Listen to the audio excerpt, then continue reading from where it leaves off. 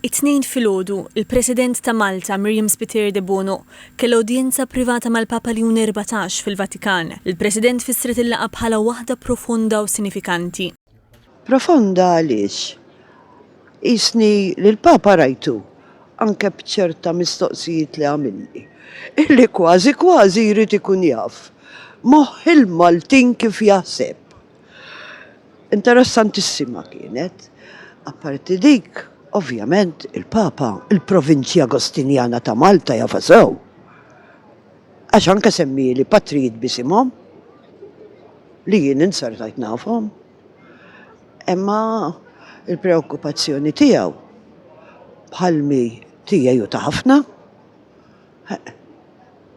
Il-konflitti law fid-dinja u l-bżonn li kemm jista' jkun niżiraw il-paċi.